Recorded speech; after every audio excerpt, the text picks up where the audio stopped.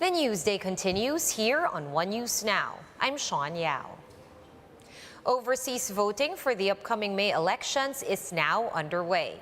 Let's get some updates on how things are going in Hong Kong from Consul General Riley Tejada, who joins us on the line. Good afternoon, Consul Riley. Voting had to end early yesterday due to overcrowding. How many of our kababayans were able to cast their votes? There were about 3,285 votes that were casted yesterday, the initial day of the overseas voting in Hong Kong.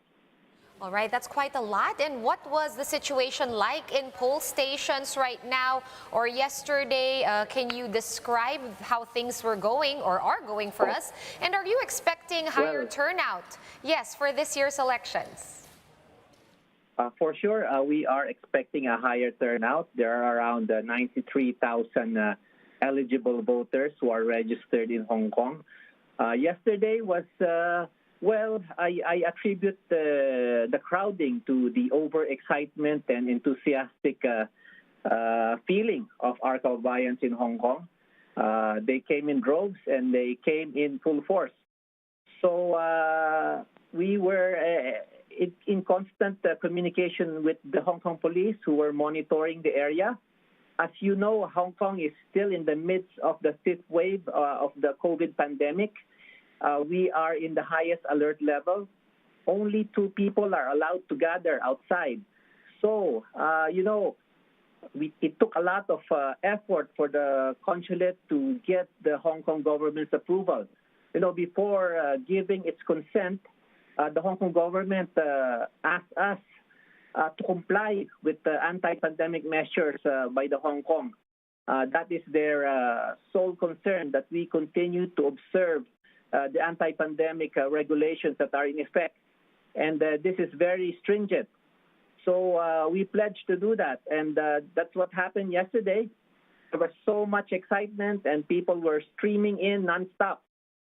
So at around, I believe, 11:30 a.m., we were informed by the Hong Kong police that they were having a difficult time controlling the crowd.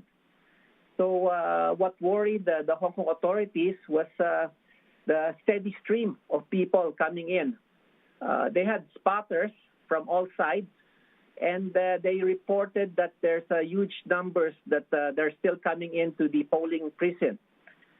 So police recommended that we already informed the public that the voter turnout is heavier than expected.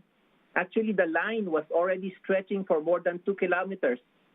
You see, so they said there were like 3,000 or more people who were in the polling place at around 11:30 in the morning. That's right. So that was yesterday, Consul Riley. Today, was there any change in protocol based on the Hong Kong police flagging what happened yesterday with the crowds? Any changes that are going to be enforced moving forward? Well, today is an easier day. I just checked, and there are about 400 people who are lined up and waiting to vote. As you know, most of our kababayans here in Hong Kong are domestic workers, so their only day off is Sunday. So it is understandable that the only day that they can vote is Sunday, which is their day off. So that was yesterday. So they came in droves. But now there are less people, as I said, only 400. So today is manageable, and we are coping well with the numbers that are present today. That's right. What happens now, like you said, Sunday really is the day off for a lot of our kababayans that are based there in Hong Kong and working there as domestic helpers. What's going to happen? Will you be increasing, vote counting machines? Is the Philippine government sending more machines over there? Or how do we address a lot of these kababayans who are, who might actually lose their chance to vote? Well, thank you, Sean, for that. Number one, we assure everyone in Hong Kong that they will get their chance to vote. We are already doing measures to ensure that this happens. Number one, we are in constant communication with COMELEC. They are now working. to increase the number of precincts in Hong Kong. But I will not preempt their announcement. I believe that they are already in close close to arriving at a decision to increase from 5 to perhaps 10. But I will allow COMELEC to make that announcement. But then also, we have been asking the community to consider voting during weekdays.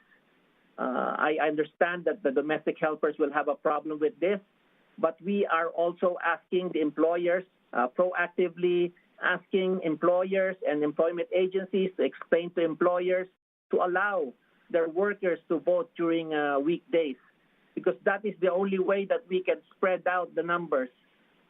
Doing everything on a Sunday will be a task that will be very difficult. So I think this is something that we can spare ourselves from experiencing. So we just need to, spread out the numbers and use the weekdays for this. All right, well, hoping that gets to be worked out with the employers of our domestic helpers there in Hong Kong. But Consul Rally, I want to ask you about this one thing, because in Singapore, there have been reports of pre-shaded ballots being handed out to voters. Were there any similar incidents reported there in Hong Kong, or any other unusual activities that have reached your office, sir? No, nothing like that, nothing of that sort. I hope what happened in Singapore was just an accident. I was told that it was a stray ballot that was used before, or was used yesterday, and was probably stacked somewhere where it should not belong. But here in Hong Kong, I assure everyone that everything is going to be fair, it's going to be impartial, and no irregularities will happen, not under my watch. All right, thank you for that assurance, Consul Rally, and thank you so much for those updates, and of course for making sure that everyone gets the right to practice suffrage there in Hong Kong. Philippine Consul General in Hong Kong, Rally Tejada, over the phone. Thank you for your time, sir. We'll be back with more stories after this short break. Stay with us here on One News.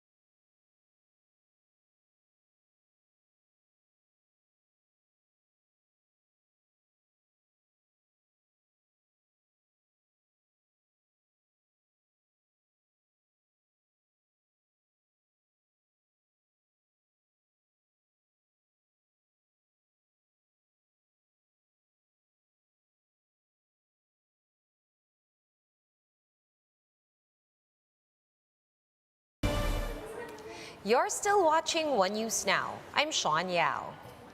Commuters can once again enjoy free rides over at the EDSA Busway Carousel. The details in this report. Free rides are back at the EDSA Busway Carousel. This as the Transportation Department implements the third phase of its service contracting program. Because of the measure, a huge number of passengers are lining up this morning to catch a bus. Passengers express happiness over the free rides. Okay naman po, makakatipid po. This man even hopes to enjoy free rides for life, as he believes the government has enough funds after racking up debts. Effective, kaya ganito karami yung mananakay. Sana wag na nilang yan, habang buhay na yan. Habang buhay lang walang bayad ng sakay ng bus, marami naman silang inutang eh. For some passengers, the resumption of this Libreng Sakay program came as a surprise. Ngayon ko lang alam, di ko alam eh. Though some commuters are delighted over the measure, others expressed dismay, as this drew in a bigger number of passengers, delaying the commute of those trying to get to work. Mas abala, sir. Mas? Abala. Bakit abala? Ganito ulit dito, sir. Maliliit na kami sa trabaho. The service contracting program was given a 7 billion peso budget under the General Appropriations Act of 2022. Some 515 public utility buses will provide free rides to passengers. The first trips are scheduled at 4 a.m., while the last ones are scheduled at 11 in the evening. Now take a quick look at today's other top stories. Tropical Depression Agaton remains almost stationary over the coastal waters of Marabut, Samar. The province and 10 other nearby areas are still under Tropical Cyclone Wind Signal number 1. The MMDA will suspend the number coding scheme this week, starting tomorrow, Holy Tuesday, until Good Friday. The agency says this will allow commuters to travel ahead of the expected exodus of people heading back to their provinces. And oil companies are expected to cut pump prices starting tomorrow. Diesel will be cheaper by 35 centavos per liter, while a 1 peso per liter rollback is in the works for gasoline. And for more updates, visit News 5, The Philippine Star, and Business World Online. Visit our website, onenews.ph, for more in-depth analysis. You can also catch One News on the Signal Play app. Register for a free account at www.signalplay.com and stream One News live anytime, anywhere. Masks on, wash hands, and stay safe, Philippines. I am Sean Yao. We are One News.